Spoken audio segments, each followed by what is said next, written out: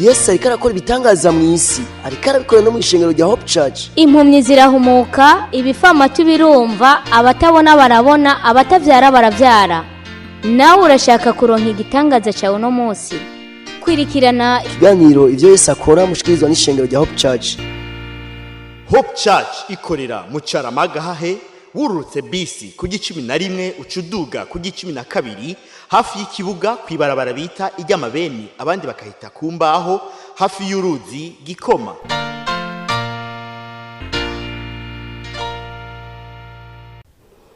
Kaze muri kiganiro kidasanzwe muri gitondo naco nyene kandi kidasanzwe cyo kuwa kane aho Imana tugiriye neza tukaba turi bazima. Mukuri mikro mukaba muri kumwe na Pasteur Jackson Nkeshimana muri kiganiro ivyo Yesu akora mutegurirwa mugashikizwa n'ishengero rya Hope Church. Hope Church ikorera mu Caramagahe ku G12 aho bitakumbaho.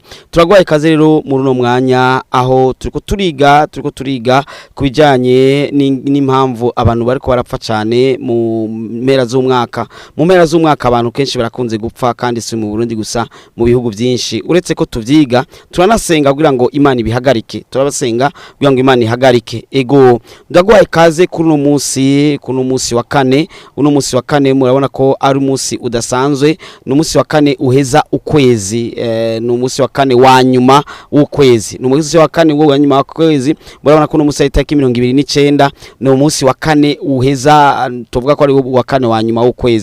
Ndagwaye kaze kugira ngo uze kuza mu ishingo rya Hope Church mu Caramagahahe, ntiyagoye ni hajya urenganye hamabisa akatira ku G11 ukacuja ku G12, ubandanya nk'ugomba kubandanya kuruzi Gikoma canke ubandanya mu Rubirizi, mugabo ni bari kurikira rya 12 uginjiyemo gusa gatonya ucubona urusengero. Ndagwaye kaze uno munsi rero tuze gusenga dushima Imana ingene tumajije ukwezi kose turi bazima.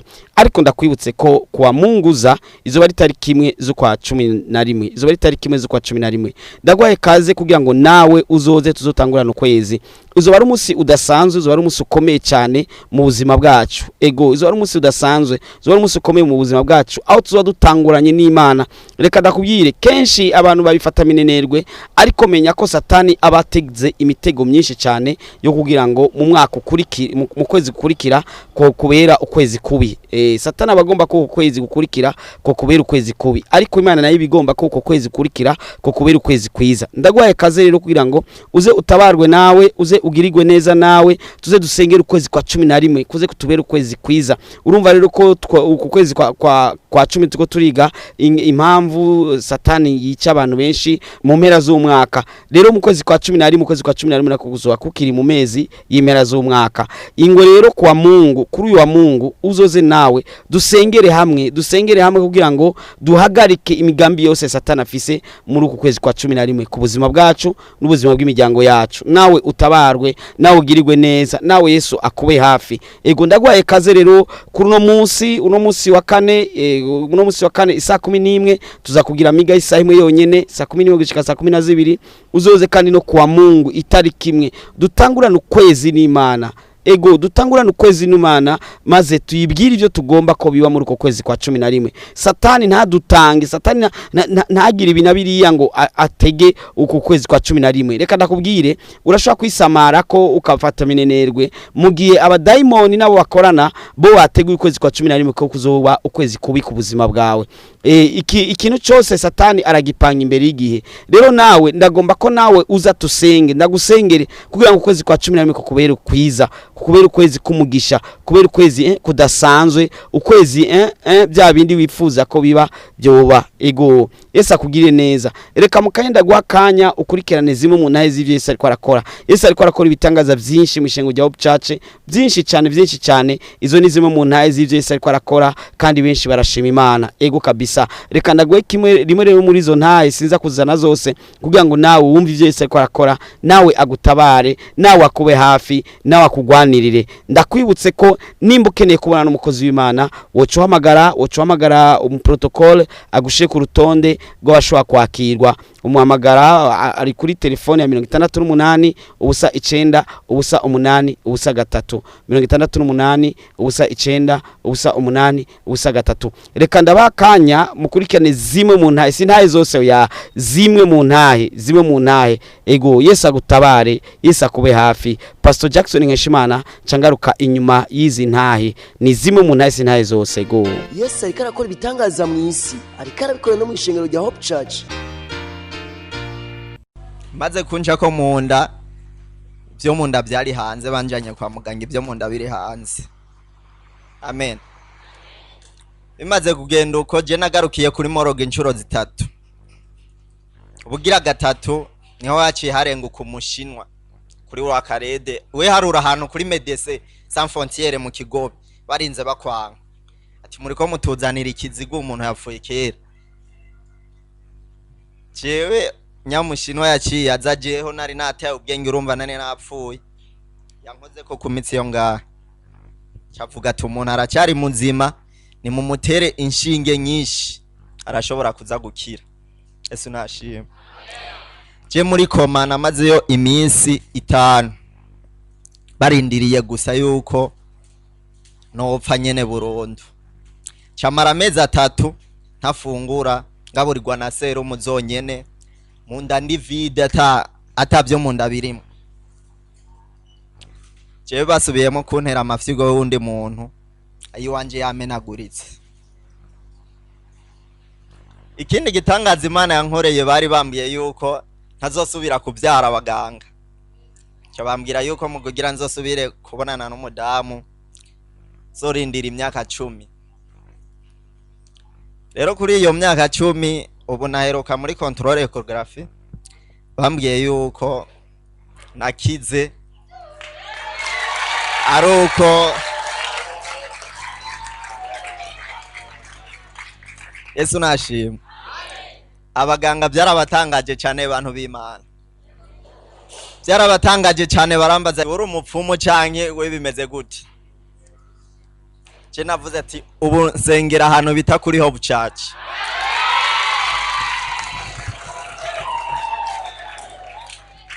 Ati rero nico gituma umanya n'isaha nakize. Arambaza ati mbe waragiye ku muganga numwe w'ikirundi? Oya, umuganga je mfise yari Yesu Kristo wenyene. Rero umanya n'isaha ndashima, bambwiye ati wewe n'imiburiburi ubu, n'imiburiburi niyo wo kwihangana mu mwaka umwe niyo worongora nta kibazo. Amen.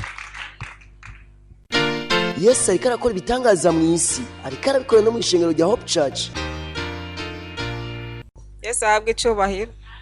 Kandi ndashimira Imana kwa gatatu naje ndemvye ntashobora kwicara mengano ko minduru. Mukozi Imana avuze ati fataho mugwaye, niko navuye ngaha numva nkize. Ko nabwiye Imana nje ngaha mbabaye, mve ngaheze ngo azisiganye kuri uyu musozi nje ko kwicarako. Cangenda nkize numva ngaha hose ngenda amahoro. Yesu ariko arakora ibitangaza mu isi, ariko arabikora no mu ishengero rya Hope Church. Ndashimira Imana kandi umutwana yeko ndasengera, narakize istoma, muko ganje yakize istoma. Maze kubyigana umukozi w'Imana aciye amusengera nawe nyine ari muhira, ubu nta bintu tugifata bya istoma. Nukuri Imana ihabwe icubahiro. Yesu ariko arakora ibitangaza mu isi, ariko arabikora no mu ishengero rya Hope Church. Uwo munsi mwijoro ndavyunda ndasuguma umwuzukuru wanje nti egera hariya nshira kwa maboko kandi ubona ngwaye. Umwana ndavyuka haragera saa 11 ndavyuka nja hanze, ngiye hanze nyene nugura umuryango w'icumba, nagiye numva igicuro mu jisho karimagura n'umunwa n'ukuboko, intoke uko. Umwana arambwira ati bibi kemea kwa jina la Yesu, kemea kwa jina la Yesu. Ndavuga nti koma kwa jina la Yesu, koma kwa jina la Yesu. Ndicaraho ndavuga nti jo ngo tumanuke hariya mu Carama. Je mpora numva hajya mu Gasenyi hamwe mwahora muja gusenga, ni none ntitwodugayo. Ndaduga ndaza nifuke nitwikiriye ko. Umwana arambwira ati bi yacugenda uwifukura mu maso. ati tumufate icyo gitambara kiba ari cyo ushyira mu maso, igitambara nye urabona ukungene uri kuragerageza ndagufashe ukuboko. Ndavuga gome turaza tugeze hajya ukuri nasanze ujya mu mama hajya ndamwiganira namubwiye ngira nk'amajambo 3 ivyo yene ukungene bimfata birafata ndiko ndakubwira nkakubwira amajambo 2 ijambo rigira 3 ucumenga kiraje gufunga umunwa. Arambwira ati genda wicare hajya anye ubwo baheza gusenga baragusengera uratabagwa urakira. Naje ndicara hajya nicaye hajya mugabo naguma ndabuyu ngo ndamuhamagare ndabimwereke kungene bimeze. Uyu ntambone nujya anye ntambone ukungene ndiko ndabahamagara ngo ndabereke kungene bimeze. Hageze rero aha babahagurutse ngaha anye nagiye numva bya bintu by'ibicuro kwa gucugwa ku kuboko, ukuboko kwaguma kugiguku mbona biraheze. Amen. Niho nciye mpaguruka nshinga intahe mu buryo ninjiye ngaha ngwaye nkaba ndahatabarukiye nkaba ngiye nitse Imana ishimwe. Amen. Yesu ariko arakora ibitangaza mu isi, ariko arabikora no mu ishengero rya Hope Church. Yesu ashimwe kandi. Hama icyo ngomba gushimira Imana ni ikintu nabonye hano hantu maze kuhagera, kuko ahantu hora nsengera navuze ati sinjayo nta tike mfise. Niriwe muhira umugenzi arambwira ati iwacu bimeze uko turasenga. Maze gushika hano twarasenze ndataha. Mugabo rero kubera mazi imisi canke mazi ibihe mu kigeragezo ndumva ko nanje ubwoba ndabufise. Hama turagarukana n'umugenzi araho kuwa 4 mu masengesho ngaha yayambariye nujya muvyeyi yicaye hariya acaguma ndabaraba hasi. Hama maze kubimbwira numva sinoguma njyamye. Maze kuza umukozi w'Imana araho avuga ijambo ryiza cyane. Aravuga ati umuntu afise ubwoba ntiyigera nesha namba. Ntibikunda. Jera harageza igihe ngwara ndaremba ndagira ubwoba. Jewe hamubona mpagaza mu misi mikeyi nivuze ku miliyoni 5 n'ibihumbi 763. Sinarinzi kuryama jewe umudogiteri atari hampande yanje. Nukuvuga ku mavuriro nkaya y'Ibujumbura ahenshi baranzi. Niyo inserusho zamba nk'umuganga yankurikiranye avuga ngo uracariho ndacariho nyene. Hama rero ikintu ngomba kuvuga n'ikintu kimwe cyabaye ku munsi wa 4 ndi ngaha. Singomba kubatevya kuko ivyi wanje undi muntu yavuze ati woshinga intaye iramvuye mbwa nababwiye ati ntiharagera. Singomba rero kubatevya ko nanje simpora nkunda ibintu biteba cyane ko nanje mu barambiga umenga hari gihe usanga umenga sinzi birango. Hama kuwa 4 amaze kuvuga iryo jambo je sinaribwo kuva mu kwezi kwa 4 sinaribwo ngende n'amaguru nk'urugendo rw'amasaha 2 ndiko ndagenda n'amaguru ntivyakunda. Hama maze kubivuga numva nanje ibi bintu avuze koko nivyo. Numva aduga isengesho numva ntanguye kumva ngomba kuvumeza bikaduga ndavuga ibintu nibiki ngaha. Hama ndahora ndihoza umugenzi navuga ati je ntashe numva mere ukuntu ntumva ntahora ameze. Maze gushika imuhira hama niho umuhunga hari yavuga ati none mwebwe iyo musengerwa na mwebwe nyene ngo tugende n'amaguru dupima ivyo bintu. Tuko nukuri. Hama niho twanduruka ndagenda n'amaguru urugendo rutari ruto cyane. Nagenze urugendo rw'amasaha 3. Hama ndakora ivyari binjanye. Mugabo ico ngomba gushimira Imana ucumve neza. Guhera mu kwa 4 urumva ko ntagenda. Muganda avuga ati Mana urabikoze ryaja mu mukozi w'Imana yavuga urarishikije nanze kandabishitse. Abantu bose hano baciye bambonye barahagarara ku nzira hano nawe akavuga ati muje ku matelefone naka turamubonye n'amaguru. Uri hajya ati ni ubonye ego cyane.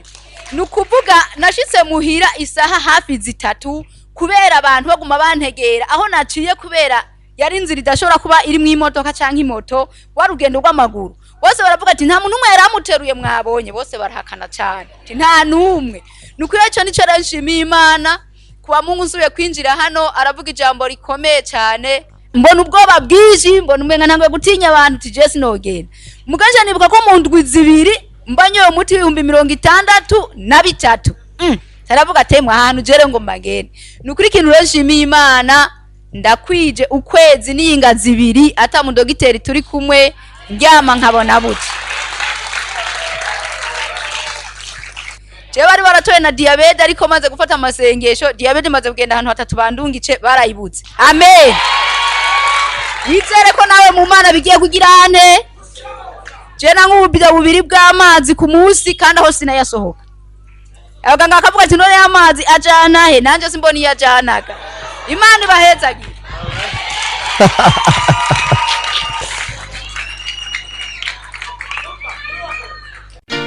Yesu ariko arakora ibitangaza mu isi, ariko arabikora no mu ishengero rya Hope Church.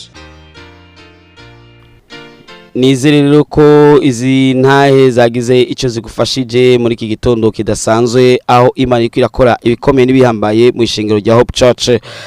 Hope Church murazi aho iri, benshi bamaze kumenya aho iri, ni hajya mu Cyaramagahe ku barabara rya 12, wurutse bus kujya 11 canke waje na déplacement yindi ucukuri uja kwibarabara rikurikira hajya amabisi akatira ibarabara rya 11, mugabo ibarabara rikurikira ni barabara rya 12, abandi bakahita kumbaho, abandi bakahita ibarabara ry'amabene. Ndagwaye kaze kugira ngo nawe utabarwe. Abantu benshi rero bariko batabarwa, abantu benshi bariko baragirirwa neza, abantu benshi rero bariko barabona ikiganza c'Imana.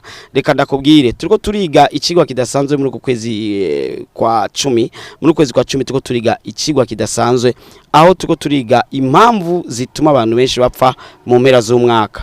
Impamvu abantu benshi bariko barapfa mu mpera z'umwaka. Mu mpera z'umwaka abantu benshi bakunze gupfa, si uyu mwaka wonyene, si umwaka weze wonyene, ni imyaka myinshi. Mu mpera z'umwaka ukaza wumva kiri hariya hirya hino, mbere ni wanyu ukaza wumva cabaye, mbere ugasanga satani ko ategera ko canke ariko arapanga ko nawe uzoba mu bapfa muri uyu mwaka. Ariko ntugipfuye ko mvise aya majambo, tuza gusengera Yesu akugire neza. Rero turiko turasengera abantu bose rero bipfuza kugirirwa neza muri uyu mwaka. Reka ndakubwire impfu ziratandukanye. Hari urupfu ruba ari urupfu rwaje Imana ateguye kuko umuntu wese azopfa murabizi, ariko hari n'izindi impfu zitari muzo Imana ateguye. Oya, nimfu ziza mu buryo bw'amangetengete, zitegurwa n'abantu bitwa barozi, zitegurwa n'ibintu bita ibidayimoni, zitegurwa n'ikintu citwa satani, bagategura ibintu bakagomba ko uyu mwaka mu mpera z'umwaka hari abantu kanaka bazopfa, bakamenya ati naka tubashize muri liste canke mu rutonde rw'abazopfa. Ariko rero ko umvisa no majambo Yesu agutabare, uzoze nawe tugusengere, sengere. Uno munsi kwa kane twama dufise amasengesho adasanzwe yo gusengera abantu. Uno munsi kwa kane twama dufise abantu amasengesho yo gusengera abantu amari isaha imwe. Dutangura isaha 11 tugashikana isaha 12. Mu mwanya umwe w'isaha imwe yonyene Yesu twama tubona akora ibikomeye n'ibihambaye, twama tubona Yesu akora ibitangaza. Turagwaye kaze kuri uno munsi wa kane kugira ngo nawe utabarwe, kugira ngo nawe wishurwe, kugira ngo nawe ugirirwe neza. Ego rero satani arafise imigambi myinshi yo kugomba kuguhengeteza mu mpera z'umwaka.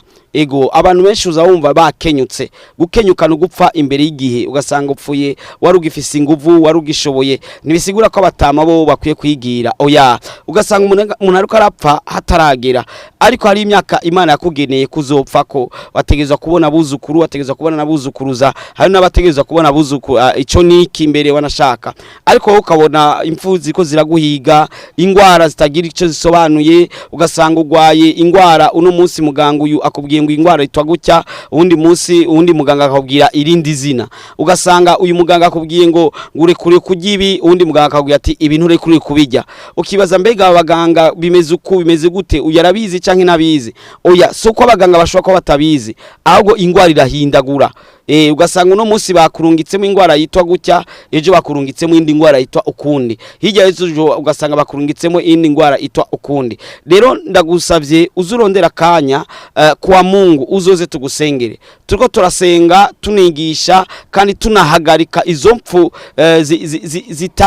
zitari mu rutonde rw'Imana. Ego zitari mu rutonde rw'Imana, izo mpfu ziza zituma abantu bakenyuka, izo nizo turiko turahagarika mu izina rya Yesu. Ego turiko turazihagarika. Mugabo urupfu Imana yateguye ugogo urutegezwa kuzoba, kuko twese tuzopfa buriya nawe uzorusimba. Ariko inzamba ni yavuga abazobakiri bazima, nimba izovuga tukiri bazima tuzosanganira umwami. Ariko nimba Yesu agitebaganye, umuntu wese arafise umunsi we wo gupfa. Ariko hari abandi bapfa imbere y'igihe, abarundi barabizi ko hari abantu bapfa imbere y'igihe bukaza bumva ngo bariko barakoreshwa kuzamba ngo naka yarapfuye mugabo kandi ariko arakoreshwa ahantu sinzi ko abarundi bakera bavyumva barabizi abajene bubu nabo nyine ndibaza bamaze kumva makuru hirya no hino ego birabaho ugasanga umuntu ariko arapfa igihe ciyo cyo gupfa kitaragera akazoza gupfa rero igihe ciwe yaragowe yaragize ivyago kuri abo bariko bamukoresha nabi Imana idufashe cyane nimuze rero tubasengere kandi tubasengera ku buntu nimuze tubasengere Yesu abatabare Yesu abagirire neza Yesu ababe hafi kwa Mungu twama dufise amiga atatu tuwo tusengera abantu bafise ibibazo binabiriya bagomba gutabarwa bagomba ko Yesu abagirire neza Yesu abiteho ntukenyuke ntupfige cyawe kitaragera ugasanga umuntu mu mpera z'umwaka ugasanga n'umwana arapfuye n'umuntu akiri umujene ukaza wumva arapfuye n'umuntu usanga yarakiri ukaza wumva ngo arapfuye ego ntibisigura ko batama bakwiye gupfa ariko utegerezwa kuzopfa igihe cyawe kigeze ku ijambo ry'Imana riravuga ko hari igihe cyo kuvuka hakabaho n'igihe cyo gupfa rero ubwo rupfu ruza imbere yuko igihe cyawe kigera ubwo niko tutegerezwa guhagarika na Yesu yaravuze ngo ingwara si yo kumwica hari ingwara zo kwica abantu n'ingwara atari zo kubica mugabo ukasanga ingwara itari yo kukwica ukazonira kwishe ivyo rero nivyo tugomba duhagarike nivyo tuko turahagarika muri uku kwezi kw'icumi ndagwaye kaze rero ku munsi wa Mungu tufise amiga atatu amiga ya mbere atangura isaha 2 amiga ya kabiri agatangura isaha 4:45 amiga ya gatatu agatangura isaha 10 ndagwaye kaze nawe uzoze utabarwe ndagwaye kaze nawe uzoze utabarwe kugira ngo Yesu akugirire neza nawe n'umuryango wawe uyu mwaka muze murangiza amahoro uyu mwaka muze mwirira ibonane mumeze neza atankomanzi mukwiye mwese ego n'ayandi ugasamara ubuzima burazimvye hari gihe ushobora kuvuga ngo urumva ngo ni kurengwa itike byaduze byamanutse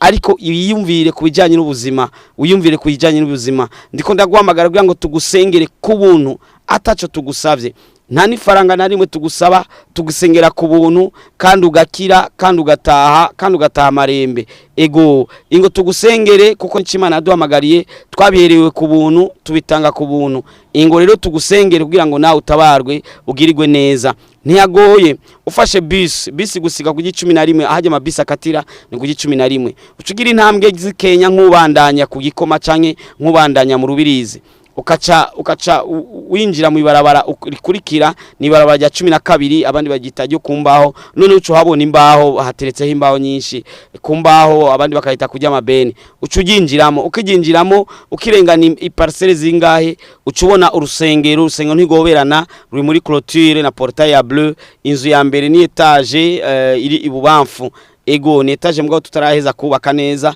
ni etage iri bubamfu ego ndaguhaye ikaze rero kugira ngo nawe ku munsi wa Mungu uzoze ariko no munsi kwa kane turafise amasengesho aza kumara isaha imwe bisigura ko udakwiye gucererwa n'iminota 2 saa 11 top zigeze tuba dutanguye isaha 12 zuzuye tuba turangije n'amasengesho amara umwanya muto cyane ariko amasengesho afise inkomezi nyinshi ibuka ko Eliya mu gusenga ntiyafashe isaha yose kugira ngo asenge umuriro utibuke wabaye umwanya muto mugabo umwanya muto w'ikimazi nawe turagusengera mu mwanya muto cyane mugabo umwanya muto w'ikimazi uze kuza uno munsi kwa kane saa 11 uzogaruke kandi no kwa Mungu rero kwa Mungu isaha 2 canke uze isaha 4:45 canke uze isaha 10 uwo mwanya wose Yesu yamakora ibitangaza twama tubona ibitangaza n'utwumiza ndizera ko wumvise zimwe muri izi ntahe ego izi sintahe zose wanashaka izi ni zimwe mu ntahe sintahe zose oya ni zimwe mu ntahe kuko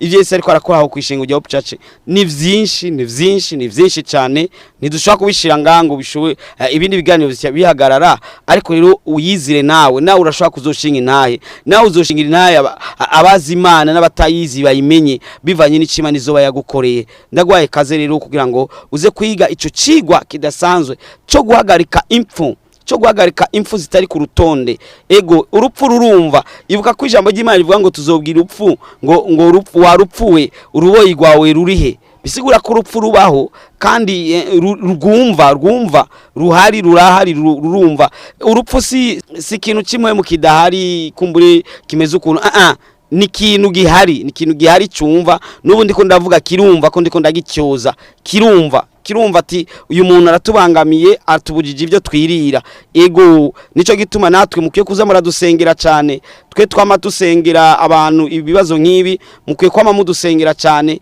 ko satana tugira kwifuhe ritagira uko ringana ego kwa mufata ibihe byawe byo kwisengera nivyo mugo kuzawibuka n'abakozi b'Imana bariko arababohoza nabo mukabasengera ko satana cakora ibitero binini cyane ko arazi ko natembagaza ujya muntu canke namugira nabi ujya muntu ntazoshobora kuronka ingene abohoza abandi benshi muze mutuyibuka natwe rero mukadusengera ego cyane ndagwaye kaze rero cyane rero urashobora kushaka kumenya byinshi canke ugomba gusaba programme yo gusengerwa urashaka kuba ugomba gusengerwa ugasaba programme yuko wosengerwa ego hari igihe umuntu abakeneye gusengerwa we ku giti ciwe akagomba gusaba programme uca usaba protocole cyangwa ugomba kubaza ikibazo gicanye kiriya uvugana protocole ukamutelefona kuri 68 ubusa 9 ubusa 8 ubusa 3 ugomba gusaba programme yo gusengerwa ushaka gusaba programme yo gusengerwa urashaka kwandika kuri izo cyangwa ugatelefona kuri izo umuprotocole arakwakira kuri 68 ubusa 9 ubusa 8 ubusa 3 ego cyangwa urashaka no kuba wahashitse mugabo ukajuragirika ukumbure wibagiye amasaha cyangwa iki urashaka guhamagara kuri izo nyene 68 ubusa 9 ubusa 8 ubusa 3 ndagwaye kaze rero nawe kugira ngo Yesu agutabare kugira ngo Yesu akube hafi kugira ngo Yesu akwitwararike kugira ngo Yesu akugirire neza nawe wibukwe nawe utabarwe nawe bigende neza ego cyane Yesu aguhezagire ego ndakwibutse inimero z'umprotocole 68 ubusa 9 ubusa 8 ubusa 3 urashaka kuzoza uzananye nabo mu muryango ego urashaka kuzuzana nabo mu muryango kugira ngo nabo nyene batabarwe kugira ngo nabo nyene bagirirwe neza ego ndakwibutse rero ko ayo masengesho akuraba wewe ego akuraba wewe ni wisamareko ubuzima burazimvye ni wisamareko ndagwaye kaze kugira ngo ugirirwe neza turafise igikorane cy'amakiba rimwe mu kwezi cyo guhura n'Imana uku kwezi kwa 11 tugira tujemwo ukwezi kwa 11 kuri imbere yacu turafise igikorane kizoba itariki indwi kizoba ari igikorane kidasanzwe aho duhura n'Imana mu ntango z'ukwezi wa gatandatu y'intango y'ukwezi twama tutangurana no guhura n'Imana ugatangura ukavugana n'Imana ivyo ugomba kwigukorera muri uko kwezi tugiyemwo ego muri uko kwezi tugiyemwo canke muri uko kwezi tugiye kubamwo ego rero uko kwezi kwa 11 igikorane kizoba itariki indwi isaha 2 ndagwaye kaze itariki indwi isaha 2 kugira ngo nawe Yesu akugirire neza uzutangurana ukwezi kwa 11 uri kumwe n'Imana uri mu mavuta y'Imana ufise kuzigamwa ufise kurindwa ufise kwitabwaho n'Imana ufise kwitabwaho n'ijuru ibintu byose biriko bigenda neza kandi ku rutonde rwiza rw'Imana ndagwaye kaze rero Yesu akugirire neza uyu munsi wa kane rero kubera umunsi wiza nitegeko uza kuza rero uno munsi kuwa kane saa 11 ni saha imwe yonyene mu mwanya w'isaha imwe yonyene uraza kubona igitangaza cawe ego ndagutumira rero kuri uno munsi wa kane nizere ko uza kuza kandi wibuke kandi no kuwa Mungu ko woza kandi vyo bavyiza cyane adresse uracayibuka ndibaza mugabo arashaka kuba wadufatiye mu nzira wuguriye radio bunyene kumbure adresse ntigoye ni mu Cyaramagahe urenganye aho amabisi akatira ni kwibara rya 11 aho amabisi akatira ucuja kwibara rya 12 biti y'imbaho canke ryo ku mabeni uca winjira muri iryo barabara ukijinjiramo urenganye parcelles Kenya ucubona urusengero ndagwaye kaze kabisa ndagwaye kaze uyu munsi wa kane rero kubera umunsi mwiza umunsi w'imigisha umunsi wo kwitabwaho n'Imana umunsi wo kubona ivyiza vy'Imana umunsi wo gusinyirwa ya dossier yawe umunsi wo kwitabwaho muri ubu buryo canke ubundi umunsi uko bya bindi bagiye kurondera biza gukunda uravuga ati amena umunsi uko unguka mu rudandazwa umunsi uko akazi kagenda neza umunsi uko bya bindi biza gukunda Yesu aguhezagire wari kumwe na Pasteur Jackson Nkeshimana w'umushinga wa Hope Church Cyaramagahe Yesu abahezagire Yesu ariko arakora ibitangaza mu isi ariko arabikora no mu ishengero rya Hope Church impumyi zirahumuka ibifamatu birumva abatabona barabona abatavyara baravyara mweje kumviriza ikiganiro ivyo Yesu akora mushikirizwa n'ishengero rya Hope Church Hope Church ikorera mu Cyaramagahe wurutse bisi ku 11 ucuduga ku 12 hafi y'ikibuga kwibarabara bita ijyamabeni abandi bakahita kumbaho hafi y'uruzi Gikoma woburusha woburemerewe wofisi ibibazo waburiye inyishu wobugomba kwakira Yesu Kristo nk'umwami n'umukiza w'ubugingo bwawe woba ugomba kuvugana n'umukozi w'Imana Pasteur Jackson Nkeshimana, uwo mwandikira ubutumwa bugufi kuri 76 96 96 96 kugira ngo agusengere kandi agufashe mu buryo bw'impwemu. Yesu yavuze ngo nimuze kuri jewe mwese abananiwe n'abaremerewe ndabaruhura.